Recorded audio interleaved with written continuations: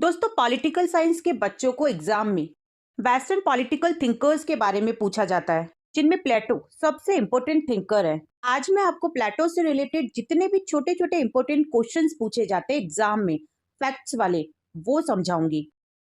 क्योंकि इन्हीं छोटे छोटे क्वेश्चन से आपके नंबर बन सकते हैं या फिर कट सकते हैं। तो चलिए, आज हम सिर्फ प्लेटो के बारे में बात करेंगे। सबसे पहले हम यानी क्वेश्चन नंबर 1 में हम प्लेटो के न्याय सिद्धांत को समझेंगे। या फिर आपके पेपर में ऐसे भी क्वेश्चन आ सकता है कि प्लेटो के अनुसार न्याय क्या है। तो देखिए, व्यक्ति की योग्यता व गुणों के आधार पर कार्यों का विभाजन ही न्याय है। क्योंकि प्लेटो ने मानव की आत्मा के 3 गुणों साहस, बुद्धि और लालसा के आधार पर 3 वर्गों शासक, सैनिक और उत्पादक को अलग अलग उत्तरदायित्व सौंपे हैं। और ये कहा कि ये तीनों वर्ग अपना अपना काम करें और एक दूसरे के काम में हस्तक्षेप ना करें, यही न्याय है। अब आता है क्वेश्चन नंबर 2। प्लेटो के समय 4 प्रसिद्ध यूनानी नगर राज्यों के नाम बताइए। तो प्लेटो के समय के 4 प्रमुख नगर राज्य हैं सिराक्यूज, एथेंस, स्पार्टा और एरिका। क्वेश्चन नंबर 3 है, प्लेटो के साम्यवाद के 2 प्रमुख तत्व बताइए। तो पहला तत्व है संपत्ति का साम्यवाद और दूसरा तत्व है पत्नियों का साम्यवाद। क्वेश्चन नंबर 4, प्लेटो की शिक्षा के सिद्धांत की 2 विशेषताएं बताइए। क्वेश्चन में 2 विशेषताएं पूछी गई है, लेकिन यहाँ पर मैं आपको 4 विशेषताएं बताऊंगी, ताकि आपको 4 में से एटलीस्ट 2 तो याद रहे। तो पहली विशेषता ये है कि आत्मा के अस्तित्व के लिए शिक्षा जरूरी है, क्योंकि शिक्षा से मानव आत्मा का पूरी तरह से विकास होता है। दूसरी विशेषता है कि शिक्षा मनुष्य के सर्वांगीण विकास पर बल देती है। तीसरी विशेषता ये है कि शिक्षा धर्म और नैतिकता को एक सही जगह देती है। और चौथी विशेषता है कि शिक्षा एक सामाजिक प्रक्रिया है। अब क्वेश्चन नंबर 5 हमें पूछता है कि प्लेटो का आदर्श राज्य क्या है। तो प्लेटो का आदर्श राज्य एक आध्यात्मिक संस्था है, जिसका उद्देश्य परम शक्ति की प्राप्ति करना है। प्लेटो ने आदर्श राज्य को आत्मा के 3 तत्वों के रूप में 3 वर्गों में बांटा है, आर्थिक, सैनिक और अभिभावक। प्लेटो के इस आदर्श राज्य में शासक जो है वो दार्शनिक है और साम्यवाद सामाजिक व्यवस्था है। क्वेश्चन नंबर 6, प्लेटो का साम्यवाद किस वर्ग के लिए था और क्यों। प्लेटो का साम्यवाद शासक यानी संरक्षक वर्ग के लिए था, क्योंकि साम्यवाद की योजना के जो शासक वर्ग है वो अपने कुटुंब और निजी संपत्ति का त्याग कर देते हैं, जिससे कि राज्य के संचालन के समय उनके सामने कुटुंब और संपत्ति से पैदा होने वाले मोह माया उनका पथ भ्रष्ट न कर सके। क्वेश्चन नंबर 7 है कि प्लेटो द्वारा वर्णित साम्यवाद की अवधारणा के संबंध में 2 बातें बताइए। प्लेटो की जो साम्यवादी व्यवस्था थी वो राज्य के समस्त जनता के लिए नहीं, बल्कि अभिभावक वर्ग के लिए है, मतलब शासक और सैनिक वर्ग के लिए है। तो ये तो हुआ पहला पॉइंट। और दूसरा पॉइंट है कि प्लेटो के साम्यवादी व्यवस्था के 2 प्रमुख तत्व हैं। पहला संपत्ति विषयक साम्यवाद और दूसरा परिवार विषयक साम्यवाद या स्त्रियों का साम्यवाद। क्वेश्चन नंबर 8 है, प्लेटो द्वारा वर्णित उदात्त झूठ क्या है। तो प्लेटो का मानना है कि जब लोक कल्याणकारी कार्यों के लिए झूठ का सहारा लिया जाए तो प्लेटो उसे उदात्त झूठ कहते हैं। क्वेश्चन नंबर 9 है, प्लेटो की शिक्षा योजना के कोई 2 लक्ष्य बताइए।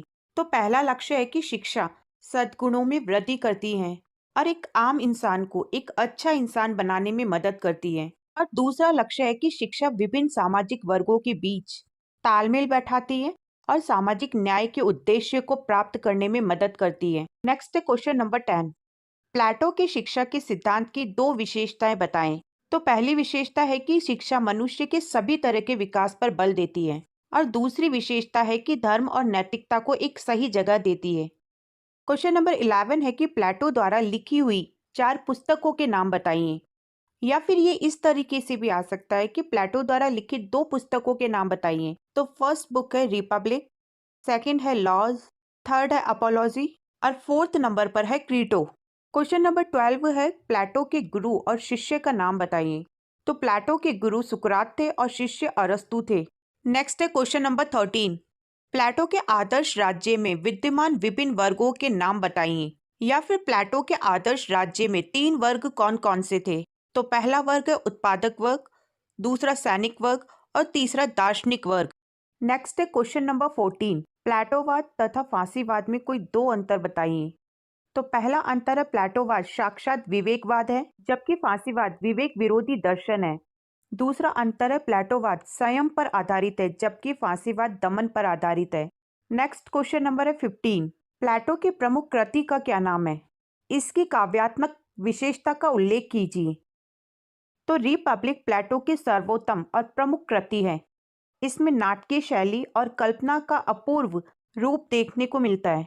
अब इसी क्वेश्चन सीरीज को आगे बढ़ाते हुए हम लोग चलते हैं क्वेश्चन नंबर 16 पर। क्वेश्चन नंबर 16 है कि प्लेटो के आदर्श राज्य की कुछ खास विशेषताएं बताएं। तो यहाँ पर मैं आपको प्लेटो के आदर्श राज्य की 4 विशेषताएं बताऊंगी।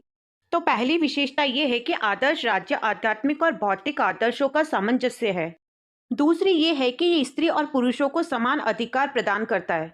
तीसरी विशेषता ये है कि आदर्श राज्य में कुछ खास बनाए हुए कार्य का सिद्धांत लागू होता है। और चौथी विशेषता ये है कि आदर्श राज्य की जो प्रकृति है वो सर्वाधिकारवादी है। अब क्वेश्चन नंबर 17 है कि न्याय को चरितार्थ करने के लिए प्लेटो किन साधनों की बात करता है? तो प्लेटो शिक्षा व्यवस्था, संपत्ति का साम्यवाद और पत्नियों के साम्यवाद जैसे साधनों की बात करता है। क्वेश्चन नंबर 18 है कि प्लेटो ने संरक्षक वर्गों के लिए संपत्ति का खंडन क्यों किया? कोई 2 कारण बताइए। तो पहला कारण है राज्य की एकता की रक्षा के लिए और दूसरा कारण है भ्रष्टाचार की समाप्ति के लिए। अब क्वेश्चन नंबर 19 है कि प्लेटो के न्याय सिद्धांत की कोई 2 आलोचनाएं लिखें।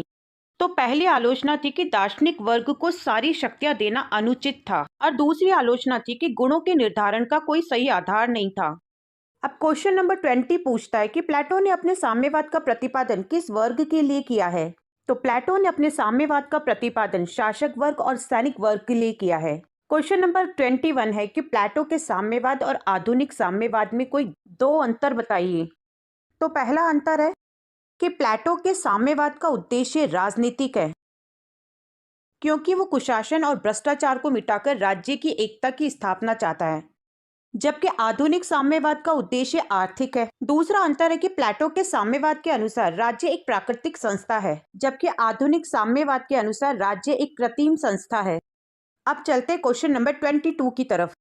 ये पूछता है कि प्लेटो के अनुसार आत्मा के 3 तत्व या विशेष गुण क्या है? तो प्लेटो के अनुसार आत्मा के 3 गुण बुद्धि, साहस और लालसा है। क्वेश्चन नंबर 23 है कि प्लेटो ने राज्य को कितने वर्गों में विभाजित किया है? तो प्लेटो ने राज्य को 2 भागों में विभाजित किया है। पहला है विधि सम्मत राज्य और दूसरा है विधि विहीन राज्य। क्वेश्चन नंबर 24 है कि प्लेटो की कृतियों की शैली क्या है और इन कृतियों में मुख्य पात्र कौन है? तो प्लेटो की कृतियां संवाद शैली में हैं और इन कृतियों में मुख्य पात्र सुकरात है। क्वेश्चन नंबर 25 है कि प्लेटो के ग्रंथों को संवाद क्यों कहा जाता है? क्योंकि प्लेटो के सभी ग्रंथ प्रश्नोत्तर रूप में संवाद या वार्तालाप शैली में लिखे हुए हैं, इसलिए उन्हें संवाद कहा जाता है। क्वेश्चन नंबर 26 है कि प्लेटो के राजदर्शन के अमरत्व के लिए उत्तरदायी किन्हीं 2 तत्वों का उल्लेख कीजिए। तो पहला तत्व है कार्यात्मक विशेषीकरण का सिद्धांत और दूसरा है बुद्धि का शासन। क्वेश्चन नंबर 27 है कि परिवार के साम्यवाद की व्यवस्था का प्रमुख उद्देश्य क्या है? परिवार के साम्यवाद की व्यवस्था का प्रमुख उद्देश्य नगर राज्य की एकता को बढ़ावा देना है। क्वेश्चन नंबर 28 है कि दार्शनिक राजा के कोई 3 गुण बताइए। तो पहला गुण है सत्य का ज्ञाता, दूसरा है निस्वार्थ भावना और तीसरा है विवेकशील। क्वेश्चन नंबर 29 है कि संरक्षकों के लिए प्लेटो के साम्यवाद की आवश्यकता क्यों है? तो देखो, प्लेटो के अनुसार संरक्षक या अभिभावक वर्ग के लिए यानी शासक और सैनिक वर्ग के लिए साम्यवाद की जरूरत इस उद्देश्य से है कि ऐसे वातावरण का निर्माण किया जाए जिसमें शासक वर्ग अपने सभी कर्तव्यों का सबसे ज्यादा श्रेष्ठता पूर्वक पालन कर सके। संरक्षक को राज्य के योग्य बनाने के लिए प्लेटो उनके लिए व्यापक शिक्षा की व्यवस्था करता है, क्योंकि उसे डर है कि आगे जाकर शिक्षा का प्रभाव खत्म ना हो जाए और उनके मन में किसी भी तरह का बेकार तत्व प्रवेश न कर ले। अब लास्ट क्वेश्चन नंबर 30 है राज्य एक व्यक्ति का ही बड़ा रूप है। इस कथन से प्लेटो का क्या अभिप्राय है या आशय है? प्लेटो ने राज्य को मानव आत्मा का एक बड़ा रूप माना है, जिसके परिणाम कुछ इस तरह से है। राज्य व्यक्ति के लिए एक प्राकृतिक संस्था है, क्योंकि ये उसकी आत्मा का ही एक बड़ा रूप है। दूसरा है मानव आत्मा के 3 तत्वों से बड़ा होकर राज्य के 3 वर्गों का निर्माण करता है, क्योंकि मानव आत्मा और राज्य में एक ही प्रकार का न्याय सिद्धांत लागू होता है। तो ये थे प्लेटो से रिलेटेड 30 क्वेश्चन। दोस्तों, लास्ट वीडियो में हमने पॉलिटिकल थिंकर प्लेटो से रिलेटेड छोटे छोटे क्वेश्चंस डिस्कस करे थे। आज की इस वीडियो में हम पॉलिटिकल थिंकर अरस्तु से रिलेटेड छोटे छोटे क्वेश्चंस डिस्कस करेंगे। दोस्तों ये याद रखिएगा कि ये जो फैक्ट्स वाले क्वेश्चंस होते हैं ना, ये हमारे लिए बहुत ज़्यादा इंपॉर्टेंट होते हैं। तो ज़्यादा बातें न करते हुए सबसे पहले अपन चलते क्वेश्चन नंबर 1 पर। क्वेश्चन नंबर 1 हमें अरस्तू की नागरिकता की परिभाषा बताता है। अरस्तू के अनुसार नागरिक वो व्यक्ति है जो कानून बनाता है और न्याय प्रशासन में भाग लेता है। मतलब ये कि ऐसा व्यक्ति जो नीति निर्धारण करने या न्याय के बारे में निर्णय देने के अधिकार में भाग लेता हो, तो ऐसा व्यक्ति ही अपने राज्य में नागरिकता का स्थान प्राप्त करता है। अब क्वेश्चन नंबर 2 है कि अरस्तू ने संविधानों को और शासनों को कैसे वर्गीकृत किया है। तो अरस्तू ने संविधान और शासन को दो आधार पर वर्गीकृत किया है।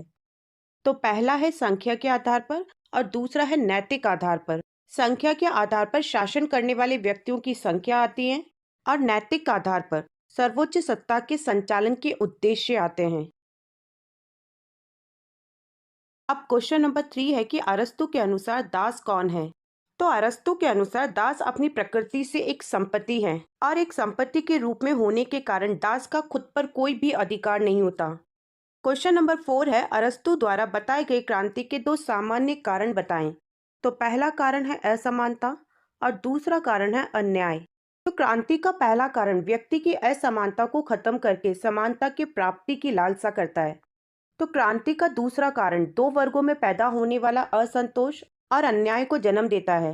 क्वेश्चन नंबर 5 की तरफ चलते हैं। अरस्तू ने राज्य को सर्वोच्च समुदाय क्यों कहा है। क्योंकि अरस्तू के अनुसार राज्य के अंदर व्यक्ति की सभी प्रकार की आवश्यकताओं की पूर्ति होती है, इसीलिए राज्य सभी समुदायों में सबसे ऊंचा समुदाय है। क्वेश्चन नंबर 6 है अरस्तू की दासता की अवधारणा क्या है। अरस्तू के अनुसार संपत्ति के दूसरे रूपों की तरह ही दास ही परिवार के कुशल संचालन के लिए जरूरी है और यही दासता का आधार है। अरस्तू ने दास प्रथा का बौद्धिक और व्यवहारिक आधारों का समर्थन किया है और कहा कि दास प्रथा के अभाव में नगर राज्यों का संपूर्ण जीवन नष्ट हो जाएगा, इसलिए दासता का होना जरूरी है। अरस्तू दासता को स्वाभाविक वस्तु मानता है। क्वेश्चन नंबर 7 है कि दासता के औचित्य को सिद्ध करने वाले अरस्तू के दो तर्कों का उल्लेख कीजिए। तो पहला तर्क है दासता एक प्राकृतिक संस्था है। अरस्तू के अनुसार दास प्रथा प्राकृतिक नियमों पर आधारित है और इसीलिए ये एक प्राकृतिक संस्था है। और दूसरा तर्क है दासता स्वामी व दास दोनों के लिए हितकर है, क्योंकि दास एक ऐसे अबोध बालक की तरह होता है जिसके विकास के लिए स्वामी का संरक्षण आवश्यक है। अब क्वेश्चन नंबर 8 है कि अरस्तू के अनुसार दासता क्या है। अरस्तू के अनुसार दासता प्राकृतिक असमानता का परिणाम है, क्योंकि मूर्ख और बुद्धिहीन व्यक्ति दास बनने के काबिल है और कुशल और बुद्धिमान व्यक्ति स्वामी बनने के काबिल है। इस तरह शासक और शासित यानी स्वामी और सेवक का जो अंतर है वो सारी जड़ चेतन प्रकृति में समाया हुआ है। इस प्रकार बौद्धिक असमानता यानी स्वामी और शारीरिक क्षमता यानी दास के आधार पर दास स्वामी का संबंध दासता का आधार बना। अब क्वेश्चन नंबर 9 है कि अरस्तू का मिश्रित संविधान क्या है। अरस्तू का मिश्रित संविधान लोकतंत्र और धनिक तंत्र का मेल है। क्वेश्चन नंबर 10 है अरस्तू की अध्ययन पद्धति क्या थी। अरस्तू की अध्ययन पद्धति अगमनात्मक पद्धति थी। क्वेश्चन नंबर 11 है पॉलिटिक्स पुस्तक के लेखक कौन है। तो पॉलिटिक्स पुस्तक के लेखक अरस्तू हैं। क्वेश्चन नंबर 12 है अरस्तू के राज्य की दो विशेषताएं बताएं। तो पहली विशेषता है राज्य एक स्वाभाविक संस्था है और दूसरी विशेषता है राज्य का स्वरूप जैविक है। क्वेश्चन नंबर 13 है अरस्तू के दो महत्वपूर्ण योगदान बताइए। तो पहला योगदान है वैज्ञानिक पद्धति और दूसरा योगदान है कानून की सर्वोच्चता का प्रतिपादन। अब क्वेश्चन नंबर 14 है अरस्तू को राजनीति विज्ञान का जनक क्यों कहा जाता है। क्योंकि अरस्तू एक प्रथम विचारक था जिसने राजनीति पर यथार्थवादी और व्यवहारिक दृष्टिकोण से विचार व्यक्त किया और अरस्तू ने ही सबसे पहले राज्य के पूरे सिद्धांतों का क्रमबद्ध तरीके से निर्माण किया। अब क्वेश्चन नंबर 15 है अरस्तू द्वारा प्रतिपादित वैधानिक दासता से क्या अभिप्राय है। अरस्तू के अनुसार युद्ध में किसी राज्य को हराकर लाए हुए बंदी दास बनाए जा सकते हैं। इस तरह दासता ही अरस्तू की वैधानिक दासता है। दोस्तों आज के लिए बस इतना ही। आगे के क्वेश्चंस हम नेक्स्ट वीडियो में देखेंगे। अब क्वेश्चन नंबर 16 है अरस्तू के अनुसार क्रांति क्या है। तो अरस्तू के अनुसार संविधान में किसी भी प्रकार का परिवर्तन या फिर शासन में परिवर्तन ही क्रांति है, क्योंकि जब राज्य जनवर्ग को समान रूप से यानी समान तरीके से अवसर या अधिकार नहीं देता तब क्रांति का उदय होता है। क्वेश्चन नंबर 17 है, अरस्तु के अनुसार क्रांति के मुख्य कारण क्या है? कोई दो कारण बताइए। अरस्तु के अनुसार क्रांति के दो मेन कारण हैं। तो पहला कारण है शासकों की धृष्टता और लाभ की इच्छा। क्योंकि क्या होता है, जब शासक वर्ग धृष्टता के वशीभूत होकर यानी उसके वश में आकर जनता के हितों की परवाह किए बिना अनुचित रूप से धन संग्रह करने लगते हैं यानी इकट्ठा करने लगते हैं, तब उस शासन प्रणाली के विरुद्ध जनता विद्रोह कर देती है। और दूसरा कारण है सम्मान की इच्छा। क्योंकि जब शासक किसी दूसरे व्यक्ति को अनुचित रूप से उसकी योग्यता के बिना सम्मानित करता है या बिना कारण किसी व्यक्ति को अपमानित करता है, तब भी जनता नाराज होकर विद्रोह करती है। क्वेश्चन नंबर 18 है, अरस्तु ने न्याय के कितने भेद बताए हैं? अरस्तु ने न्याय के दो भेद बताए हैं, पूर्ण न्याय और विशेष न्याय। क्वेश्चन नंबर 19 है, अरस्तु के बहुसंख्यक वर्ग के शासन के दो रूप बताइए। क्वेश्चन नंबर 20 है, अरस्तु के अनुसार शासन के कितने अंग हैं? तो अरस्तु के अनुसार शासन के 3 अंग हैं। पहला सभा, दूसरा प्रशासक और तीसरा न्यायकर्ता। क्वेश्चन नंबर 21 है, अरस्तु के अनुसार नागरिकता के दो तत्व बताइए। तो अरस्तु के अनुसार नागरिकता के दो तत्व हैं, पहला है संपत्ति और दूसरा है सद्गुण। क्वेश्चन नंबर 23 है कि अरस्तु ने विशेष न्याय के कौन से दो भेद बताए हैं? तो पहला भेद है वितरणात्मक न्याय और दूसरा सुधारक न्याय। क्वेश्चन नंबर 24 पूछता है कि अरस्तु के अनुसार दासता के दो प्रकार कौन कौन से हैं? तो पहला प्रकार है प्राकृतिक दासता और दूसरा प्रकार है आकस्मिक या फिर कानूनी दासता। क्वेश्चन नंबर 25 है कि दासता के संबंध में अरस्तु का क्या विचार है? तो अरस्तु के अनुसार दासता न केवल जरूरी है बल्कि सामाजिक अनिवार्यता भी है। क्वेश्चन नंबर 26 है कि दासता के पक्ष में अरस्तु द्वारा दिए गए किन्हीं दो तर्कों के बारे में बताइए। तो पहला तर्क है दासता एक प्राकृतिक तथ्य है और दूसरा तर्क है दासता नैतिक उन्नति का साधन है। क्वेश्चन नंबर 27 है कि अवकाश से अरस्तु का क्या तात्पर्य है? अवकाश से अरस्तु का मतलब है दास से है, क्योंकि दास स्वामी के जीवन को सुविधामय बनाने, अवकाश प्रदान करने और दैनिक जीवन के कार्यों से छुटकारा दिलाने वाला उपकरण है। क्वेश्चन नंबर 28 है, अरस्तु के अनुसार संपत्ति क्या है? अरस्तु के अनुसार संपत्ति पारिवारिक और सामाजिक जीवन के लिए जरूरी वस्तुओं का संग्रह है। क्वेश्चन नंबर 29 है, अरस्तु के अनुसार संपत्ति के दो प्रकार बताइए। तो पहला है व्यक्तिगत संपत्ति और दूसरा है सामूहिक संपत्ति। क्वेश्चन नंबर 30 है, अरस्तु की शिक्षा के कोई दो उद्देश्य बताइए। तो पहला उद्देश्य है मानव का नैतिक विकास और दूसरा उद्देश्य है मानव का बौद्धिक विकास। क्वेश्चन नंबर 31 है, अरस्तु और प्लेटो के विचारों में प्रमुख समानता क्या है? तो दोनों ही विचारकों का मत है कि राज्य नेतृत्व की कला इसी बात में निहित है कि सबसे अच्छे साधनों के द्वारा सबसे अच्छे साध्यों को प्राप्त किया जाए। तो ये कुछ ऐसे इंपॉर्टेंट क्वेश्चंस थे जो अरस्तु से रिलेटेड हैं। अब आज की इस वीडियो में हम बात करेंगे कार्ल मार्क्स के बारे में। दोस्तों, मार्क्स राज्य को पूंजीवादी राज्य की संख्या देते थे और उसे परिभाषित करते हुए कहते हैं कि राज्य एक ऐसी चीज है जिसके जरिए प्रशासक वर्ग की इच्छा बाकी के वर्गों पर लादी जाती है। इसीलिए मार्क्स ने राज्य को समाप्त करने की बात कही है, क्योंकि वह वर्गहीन और राज्य विहीन समाज की स्थापना करना चाहते थे। अब हम बात करते हैं मार्क्स के धर्म संबंधी विचारों के बारे में, क्योंकि आपके एग्जाम में इस तरीके से पूछा जा सकता है कि मार्क्स के धर्म संबंधी विचार समझाइए।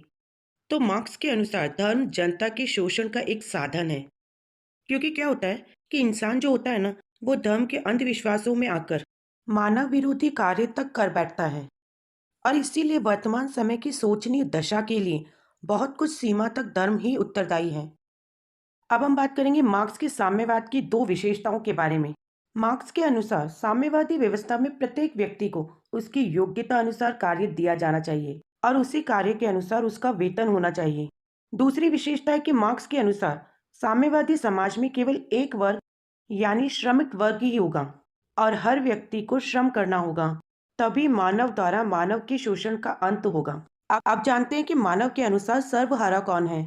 मार्क्स ने सर्वहारा मजदूर वर्ग को कहा है, क्योंकि मार्क्स का मानना है कि वर्ग संघर्ष में पूंजीवाद का नाश हो जाएगा और सर्वहारा वर्ग का अधिनायकवाद स्थापित हो जाएगा, जिससे क्या होगा, मजदूरों को योग्यता अनुसार काम और काम के अनुसार वेतन मिल जाएगा। अब हम बात करते हैं कि द्वंद्वात्मक पद्धति के 3 अंग कौन कौन से हैं। तो पहला है वाद, दूसरा है प्रतिवाद और तीसरा है संवाद। अब मैं आपको बताती हूँ कार्ल मार्क्स के 4 प्रमुख सिद्धांतों के नाम। पहला है द्वंद्वात्मक भौतिकवाद का सिद्धांत, दूसरा है ऐतिहासिक भौतिकवाद का सिद्धांत, तीसरा है वर्ग संघर्ष का सिद्धांत और चौथा है अतिरिक्त मूल्य का सिद्धांत। अब बात करते हैं कार्ल मार्क्स की रचनाओं पर पड़े प्रमुख प्रभावों के बारे में। तो पहला प्रभाव था हीगल का दर्शन, खासकर उसकी द्वंद्ववादी पद्धति का प्रभाव। दूसरा है ब्रिटिश समाजवादी तथा अर्थशास्त्रियों की विचारधारा का प्रभाव। तीसरा है फ्रेंच समाजवादी सेंट साइमन, चार्ल्स फोरियर और कैबेट की विचारधारा का प्रभाव। अब हम बात करेंगे इतिहास की बौद्धिकवादी व्याख्या में मार्क्स के द्वारा दर्शाई गई विकास की अलग अलग अवस्थाओं के बारे में। तो यहाँ पर हम मार्क्स के द्वारा बताई गई 6 अवस्थाओं के बारे में बात करेंगे। पहली है आदिम साम्यवादी अवस्था, दूसरी है दास अवस्था, तीसरी है सामंती अवस्था, चौथी है पूंजीवादी अवस्था, पांचवी है सर्वहारा वर्ग के अधिनायकवाद की अवस्था और फिर लास्ट में छठी अवस्था है साम्यवादी अवस्था। अब हम प्लेटो और मार्क्स के द्वारा दी गई साम्यवाद की अवधारणा की एक खास भिन्नता के बारे में बात करते हैं। प्लेटो का जो साम्यवाद है वो आध्यात्मिक साम्यवाद है, जबकि मार्क्स का साम्यवाद वैज्ञानिक साम्यवाद है। अब हम बात करेंगे मार्क्स के वर्ग व्याख्या के अनुसार इतिहास क्या है। मार्क्स के अनुसार अब तक का सारा मानव इतिहास वर्ग संघर्ष का इतिहास है और इतिहास के हर युग में दो परस्पर विरोधी वर्ग, शोषक वर्ग व शोषित वर्ग रहे हैं। आप जानते हैं कि मार्क्स के अनुसार अतिरिक्त मूल्य क्या है।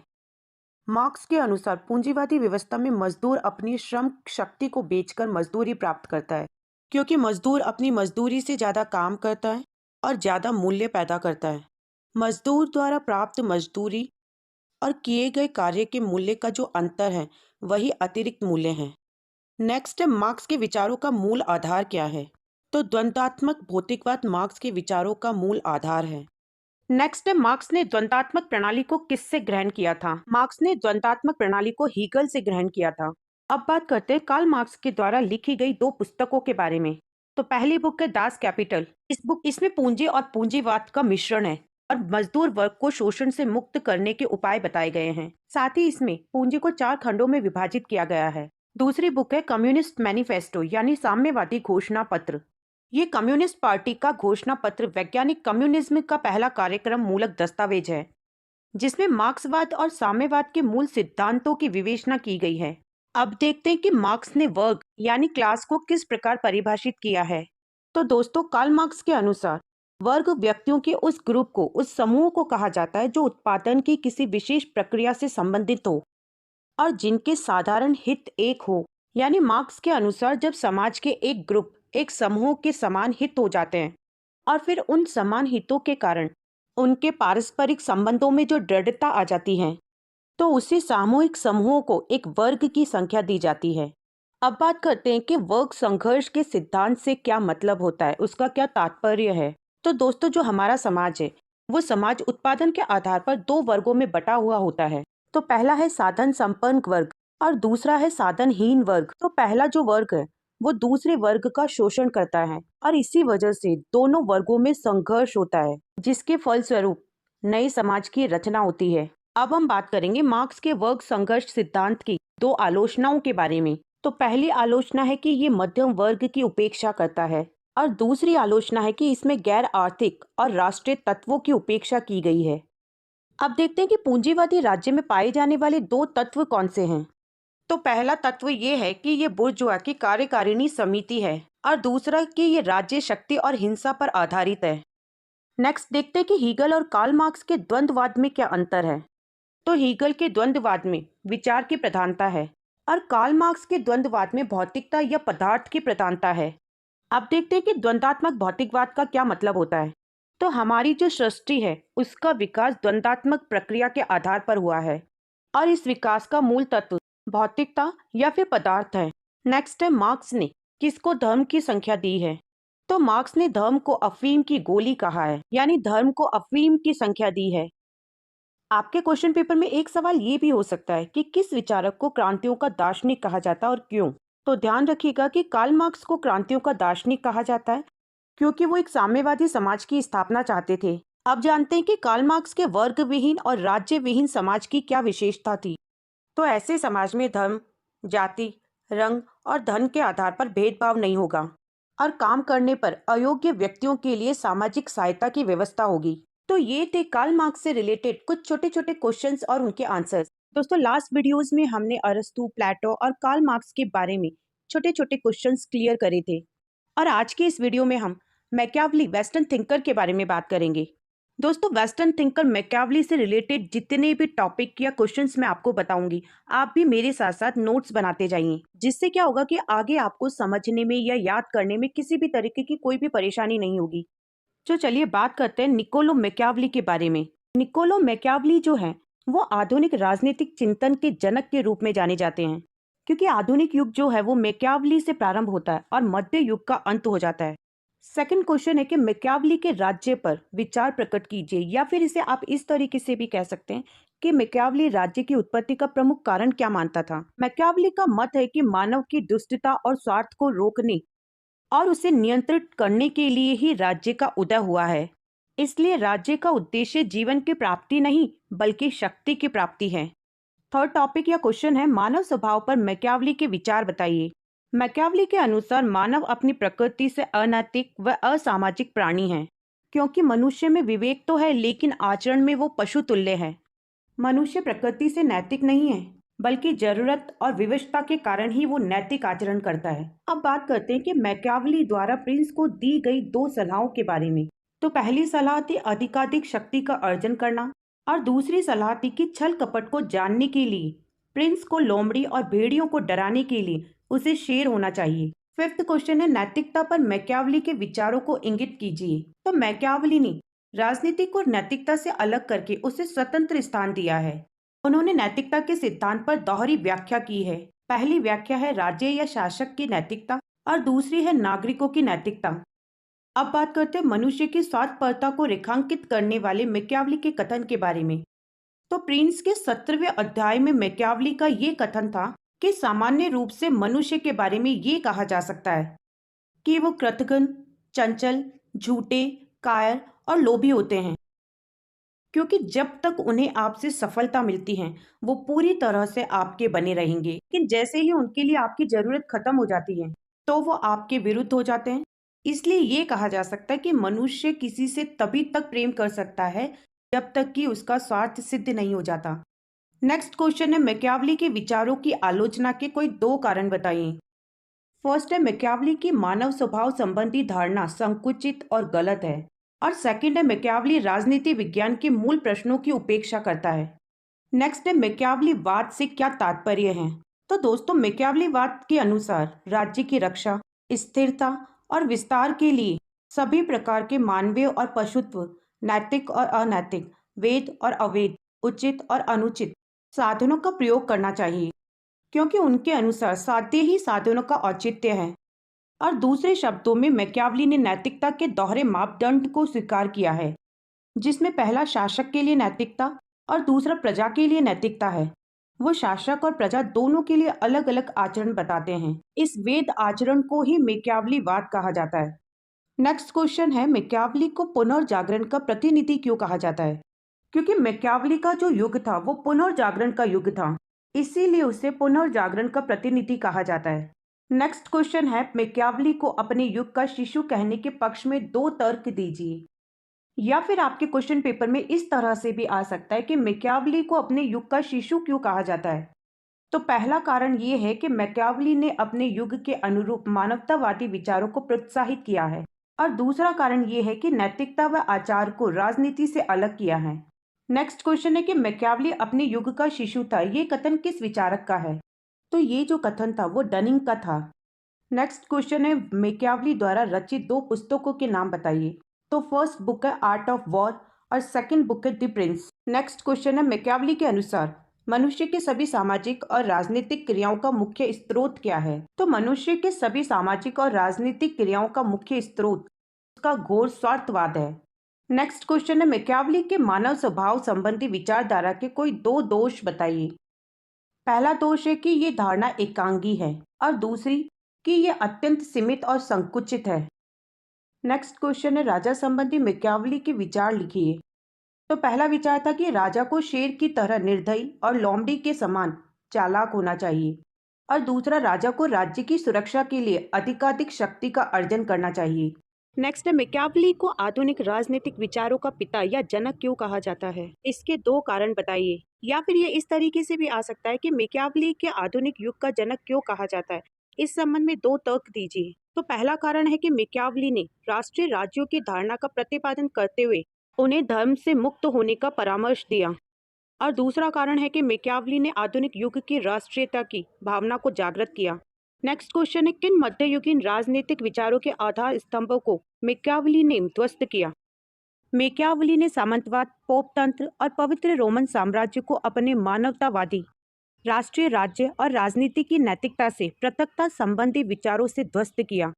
नेक्स्ट क्वेश्चन है, मैकियावेली ने अपने अध्ययन में किस पद्धति का प्रयोग किया है? मैकियावेली ने अपने अध्ययन में यथार्थ और व्यवहारवादी पद्धति का प्रयोग किया है। अब बात करते हैं कि मैकियावेली के अनुसार राज्य के 3 शुद्ध रूप कौन कौन से हैं। पहला है राजतंत्र, दूसरा है कुलीन तंत्र और तीसरा है वेद प्रजातंत्र। नेक्स्ट है, मैकियावेली द्वारा शासन के 2 प्रकार बताइए। तो पहला है गणतंत्र और दूसरा है राजतंत्र। नेक्स्ट है, मैकियावेली के द्वारा राजा के जिन गुणों का उल्लेख किया गया है उनमें से किन्हीं 2 के बारे में बताइए।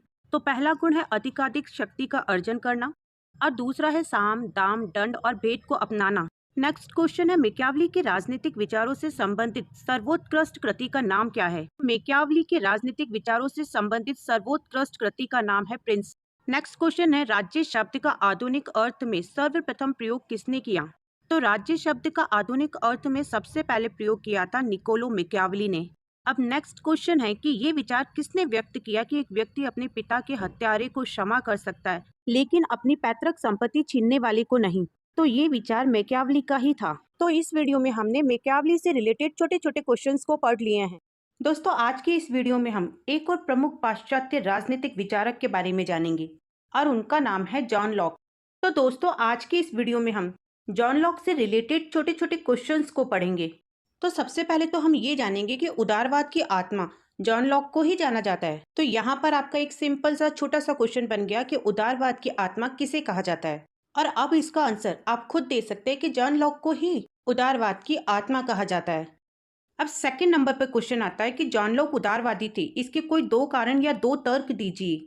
तो जॉन लॉक उदारवादी थे, इसका पहला कारण था मानवीय विवेक में आस्था होने के कारण। दूसरा कारण था कि व्यक्ति के अधिकारों को अनुउल्लंघनीय मानने के कारण।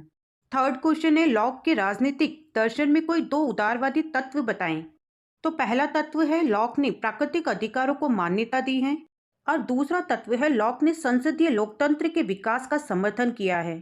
फोर्थ क्वेश्चन में हम लॉक के अनुसार प्राकृतिक अधिकारों के बारे में जानेंगे। तो देखो, लॉक के अनुसार जो प्राकृतिक अधिकार है वो 3 प्रकार के हैं। पहला है जीवन का अधिकार, दूसरा है स्वतंत्रता का अधिकार और तीसरा है संपत्ति का अधिकार। फिफ्थ नंबर के क्वेश्चन में हम बात करेंगे कि लॉक के चिंतन को प्रभावित करने वाली प्रमुख घटना कौन सी थी। तो घटना थी जन आक्रोश से भयभीत निरंकुश राजा द्वितीय का इंग्लैंड से भागना और वहां गौरवपूर्ण यानी रक्तहीन क्रांति का होना। क्वेश्चन नंबर 6 में देते जॉन लॉक द्वारा लिखित 2 पुस्तकों के नाम। तो पहली है शासन पर 2 निबंध और दूसरी है मानव बोध से संबंधित निबंध। 7वें नंबर के क्वेश्चन पर है लॉक के अनुसार सामाजिक अनुबंध का कारण क्या है। तो लॉक के अनुसार सामाजिक अनुबंध के निम्न कारण थे। पहला है प्राकृतिक नियम स्पष्ट नहीं थे, दूसरा है निष्पक्ष निर्णय देने वाले न्यायाधीशों का अभाव था और तीसरा था प्राकृतिक नियमों या इन पर आधारित नियमों को लागू करने वाली शक्ति या संस्था का अभाव था। 8 नंबर का क्वेश्चन है कि व्यक्तिवाद का अग्रदूत किसे कहा जाता है। व्यक्तिवाद का अग्रदूत जॉन लॉक को कहा जाता है। 9th नंबर पर लॉक के अनुसार मानव स्वभाव के प्रमुख लक्षणों का उल्लेख कीजिए। तो लॉक ने मनुष्य को बुद्धिमान और विवेकशील प्राणी माना है, इसलिए लॉक के अनुसार मनुष्य में सहिष्णुता, प्रेम और दयालुता आदि के गुण भी विद्यमान होते हैं। 10th नंबर पर है लॉक के द्वारा वर्णित प्राकृतिक अवस्था की असुविधाएं क्या थी। पहली है प्राकृतिक कानूनों की अपर्याप्तता, दूसरी है कोई भी व्यक्ति अपने मामले में न्यायाधीश नहीं हो सकता और तीसरा है न्याय सफलतापूर्वक लागू नहीं हो सकता। 11वें नंबर पर है लॉक ने समझौते का प्रमुख कारण क्या प्रस्तुत किया है। तो लॉक ने कानून निर्माण, उनको लागू करने और न्याय करने की संस्थाओं के विकास के लिए समझौता आवश्यक बताया है। 12th नंबर पर है लॉक के सामाजिक समझौते का स्वरूप कैसा था। तो देखो, लॉक ने 2 समझौते किए। पहला व्यक्तियों और समाज के साथ और दूसरा समाज और सरकार के बीच। 13 नंबर पर है जॉन लॉक के सामाजिक समझौते की कोई दो विशेषताएं बताएं। तो पहली विशेषता है कि लॉक का जो समझौता था वो सामाजिक और राजनीतिक दोनों प्रकार का है। और दूसरी विशेषता है कि ये सहमति पर आधारित है। 14th नंबर पर है लॉक ने किस प्रकार के राज्य का समर्थन किया है। तो लॉक ने संवैधानिक राज्य का समर्थन किया है। अब 15th नंबर पर है लॉक के दर्शन का सर्वाधिक शक्तिशाली तत्व कौन सा है। तो लॉक के दर्शन का सर्वाधिक शक्तिशाली तत्व उसकी व्यक्तिवादिता है। अब 16th नंबर पर है लॉक के दर्शन के क्षेत्र में क्या देन है। तो लॉक के दर्शन के क्षेत्र में पहली जो देन है वो है उपयोगितावाद की प्रेरणा और दूसरी देन है धार्मिक सहिष्णुता का प्रतिपादन। अब लास्ट में 17th नंबर पर लॉक के द्वारा प्रतिपादित राज्य की दो प्रमुख विशेषताएं बताएं। तो पहली विशेषता है कि राज्य मानव कल्याण का मात्र एक साधन है और दूसरी विशेषता है कि राज्य का आधार जन सहमति है। तो ये कुछ छोटे छोटे क्वेश्चंस थे जॉन लॉक से रिलेटेड जो आपके एग्जाम्स में आपके पेपर में पूछे जा सकते हैं। दोस्तों आज की इस वीडियो में हम एक बार फिर से एक क्वेश्चन पेपर सॉल्व करेंगे और टॉपिक होगा पॉलिटिकल वेस्टर्न थिंकर हॉब्स। यानी आज के इस वीडियो में हम राजनीतिक पाश्चात्य विचारक हॉब्स से रिलेटेड कुछ क्वेश्चंस जानेंगे। तो चलिए ज्यादा देर न करते हुए पहला क्वेश्चन डिस्कस करते हैं। तो पहला क्वेश्चन है हॉब्स द्वारा प्रतिपादित संप्रभुता की अवधारणा क्या है। तो यहाँ पर संप्रभुता का मतलब है सर्वोच्च शक्ति। हॉब्स की संप्रभुता का प्रमुख आधार सामाजिक संविदा को माना जाता है क्योंकि हॉब्स के अनुसार स्पष्ट या अस्पष्ट किसी भी रूप में हो संविदा या अनुबंध से ही संप्रभुता प्राप्त होती है। अब क्वेश्चन नंबर 2 है हॉब्स वर्णित प्राकृतिक अवस्था में मनुष्य एकाकी क्यों था। हॉब्स द्वारा वर्णित प्राकृतिक अवस्था के मानव जीवन में जंगल के नियम का बोलबाला था, सामान्य दंड देने वाली शक्ति का अभाव था, लगातार युद्ध और अविश्वास की दशा मौजूद थी और व्यक्तिगत संपत्ति का अभाव था और यही सारी वजह थी कि मनुष्य एकाकी था। अब क्वेश्चन नंबर 3 है कि हॉब्स के अनुसार मानव स्वभाव को परिभाषित कीजिए। तो देखो हॉब्स के अनुसार मनुष्य स्वभाव से स्वार्थी, अहंकारी, शक्ति लोलुप यानी शक्तियों की लालसा रखने वाला, सम्मान और संपत्ति की इच्छा में मग्न और प्रसन्नता की खोज में तत्पर रहने वाला है। इसलिए मानव स्वभाव के विवरण में हॉब्स ने वैज्ञानिक भौतिकवाद की अवधारणा का प्रतिपादन किया है। अब क्वेश्चन नंबर 4 है कि हॉब्स द्वारा बताई गई प्राकृतिक अवस्था की दो विशेषताएं बताएं। तो पहली विशेषता है कि इच्छाओं की पूर्ति के लिए प्रतिस्पर्धा से मुक्त मानव और दूसरी विशेषता है कि हर व्यक्ति का शत्रु होता है। क्वेश्चन नंबर 5 है कि हॉब्स के चिंतन पर प्रभाव डालने वाली दो परिस्थितियां क्या थी। पहली परिस्थिति थी कि गृह युद्ध के कारण इंग्लैंड में अराजकता फैल गई थी और दूसरी परिस्थिति थी वैज्ञानिक क्रांति के कारण उसने अपने राजनीतिक चिंतन का आधार वैज्ञानिक भौतिकवादी पद्धति को अपनाया। क्वेश्चन नंबर 6 है कि प्राकृतिक अवस्था से क्या मतलब है या क्या तात्पर्य है। राज्य की उत्पत्ति से पहले की अवस्था को प्राकृतिक अवस्था का नाम दिया गया है और हॉब्स, लॉक और रूसो ने इसका अलग अलग प्रकार से वर्णन किया है। क्वेश्चन नंबर 7 है कि हॉब्स के मानव स्वभाव के 4 लक्षण या विशेषताएं बताएं। तो हॉब्स द्वारा प्रतिपादित मानव स्वभाव के 4 लक्षण इस प्रकार है। पहला है हॉब्स मनुष्य को स्वार्थी, नीच, दुष्ट, विवेकहीन और झगड़ालू मानता है। दूसरा है हॉब्स के अनुसार मनुष्य की मूल प्रवृत्ति आत्मरक्षण है और वे इससे केंद्र बनाकर ही अपनी प्रतिक्रियाएं करते हैं। हॉब्स के अनुसार तीसरी विशेषता है कि मानव में विभिन्न यानी अलग अलग तरीके के मनोवेग होते हैं और इसी के साथ उसमें विवेक का तत्व भी होता है जो मनुष्य को शांति और व्यवस्थाओं की आवश्यकताओं से परिचय करवाता है। और चौथी विशेषता है कि मानव में सुख संबंधी अनंत इच्छाएं होती है और उसकी प्राप्ति के लिए वो लगातार कोशिशें करता रहता है।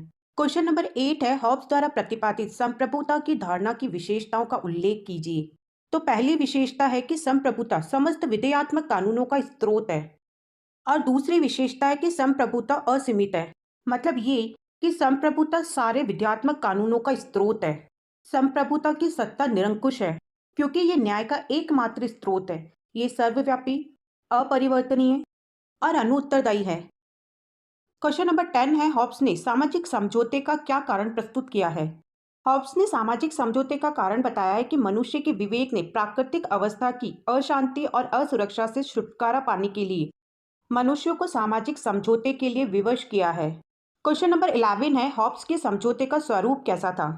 तो हॉब्स के समझौते में सब व्यक्तियों ने अपनी जीवन की सुरक्षा के लिए एक व्यक्ति या व्यक्ति समूह को अपने अधिकार सौंप दिए। क्वेश्चन नंबर 12 है हॉब्स के सामाजिक समझौता सिद्धांत की कोई दो विशेषताएं बताएं। तो पहली विशेषता है कि हॉब्स का संप्रभु सर्वोच्च और शक्तिशाली है, उसको निरंकुश शक्तियां प्राप्त है। और दूसरी विशेषता है कि हॉब्स का समझौता सामाजिक है, शासकीय नहीं। अब देखते हैं क्वेश्चन नंबर 13। हॉब्स की अध्ययन पद्धति कौन सी थी? तो हॉब्स की अध्ययन पद्धति वैज्ञानिक भौतिकवादी थी।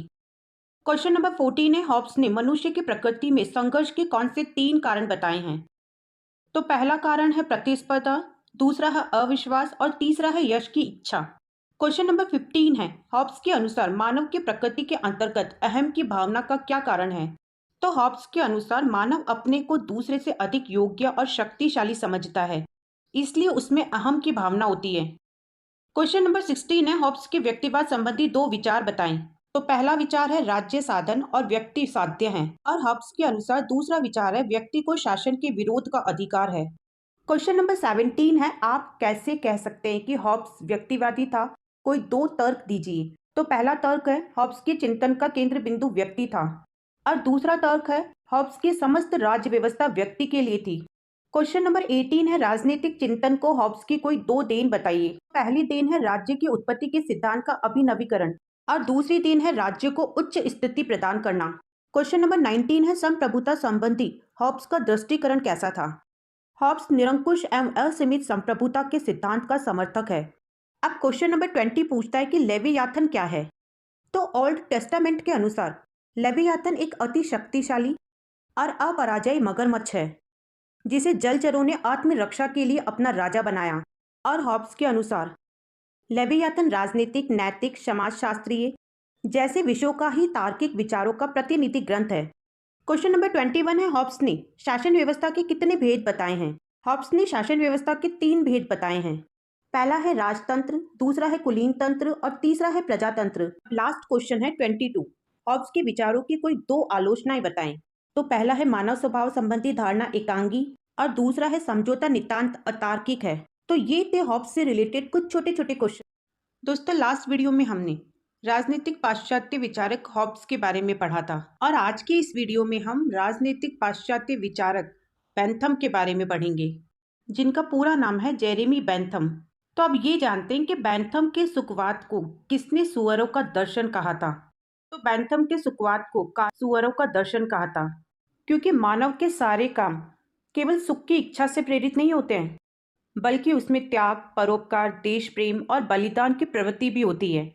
अब बात करते हैं बेंथम द्वारा कानून में प्रस्तावित कोई 2 सुधारों के बारे में। पहला सुधार है कि बेंथम ने कानूनों को संहिताबद्ध किए जाने पर बल दिया, और ये कहा कि सामान्य जन की दृष्टि से कानून सरल और स्पष्ट होने चाहिए, और इसके साथ ही राज्य द्वारा इनको प्रचारित किया जाना चाहिए। और दूसरा सुधार है कि बेंथम कानून का स्रोत राज्य को मानता है। वो कहते हैं कि राज्य संप्रभु है और कानून उसके आदेश है। राज्य के कानूनों के पीछे दंड शक्ति है, इसलिए उसका पालन अनिवार्य रूप से किया जाना चाहिए। अब देखते हैं कि बेंथम के अनुसार उपयोगितावाद क्या है।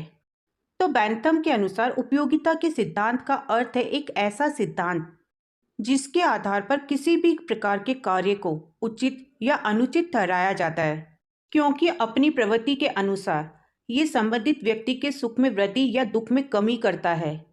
इसलिए उपयोगितावाद एक ऐसी विचारधारा है जो व्यक्ति के इस मूल स्वभाव के अनुरूप है और व्यक्ति के अनुसार कार्य पद्धति के औचित्य को सिद्ध करती है।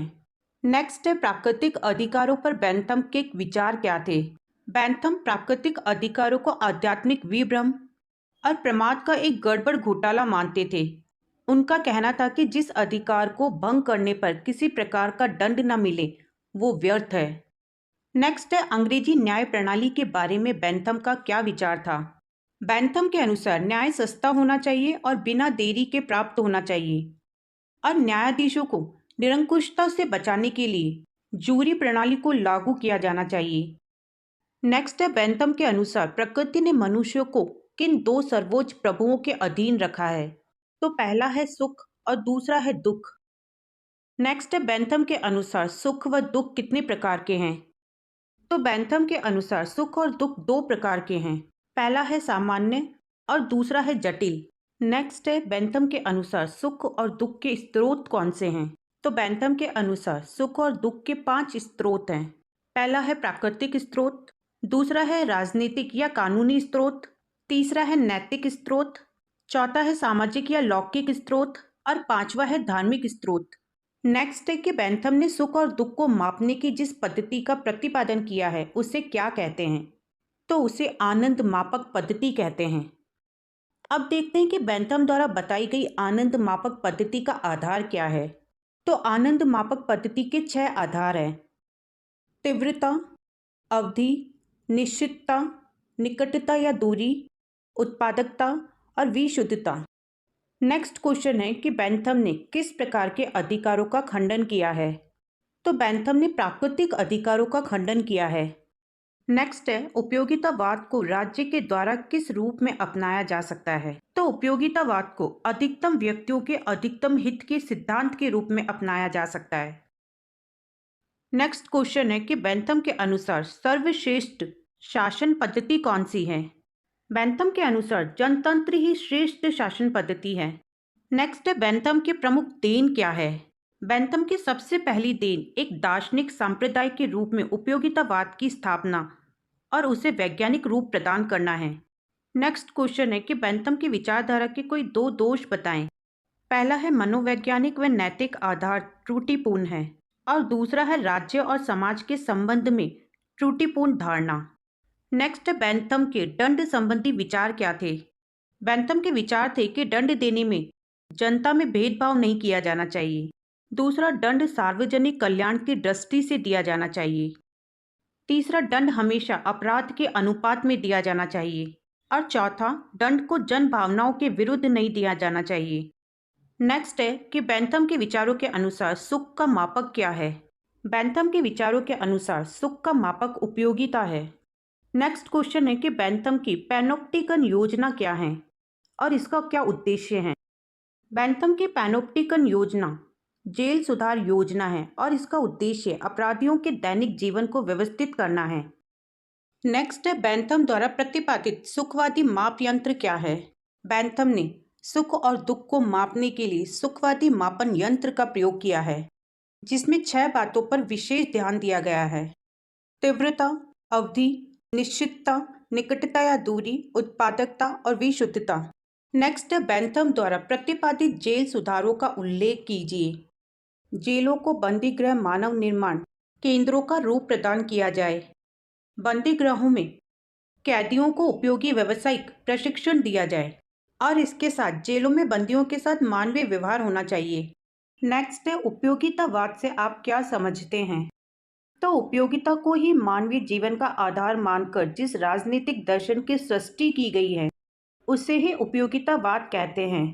अब अगर हम दूसरे शब्दों में बात करें तो उपयोगितावाद नैतिकता का एक सिद्धांत है जो उन कार्यों की वकालत करता है जो खुशी को बढ़ावा देते हैं और उन लोगों का विरोध करता है जो दुख का कारण बनते हैं। यह लोगों की सबसे बड़ी संख्या के लिए सबसे बड़ी मात्रा में अच्छाई को बढ़ावा देता है और हर तरीके से समाज की बेहतरी का लक्ष्य रखता है। नेक्स्ट है बेंथम के उपयोगितावाद के 2 आधारभूत सिद्धांतों के बारे में बताइए। तो पहला सिद्धांत है उपयोगितावाद सुखवाद के सिद्धांत पर आधारित है और दूसरा है राज्य का काम अधिकतम व्यक्तियों के अधिकतम सुख की साधना है। नेक्स्ट है अंग्रेजी न्याय प्रणाली के बारे में बेंथम के क्या विचार हैं? अंग्रेजी न्याय प्रणाली को लेकर बेंथम के जो विचार थे वो ये थे कि न्यायाधीशों की नियुक्ति उनकी योग्यता, निष्ठा और चरित्र के आधार पर की जानी चाहिए। दूसरा, न्याय सस्ता होना चाहिए और बिना देरी के प्राप्त होना चाहिए। तीसरा, न्यायाधीशों की निरंकुशता से बचने के लिए जूरी प्रणाली को लागू किया जाना चाहिए, जिसके आधार पर ही राज्य अपना लक्ष्य प्राप्त कर सकता है।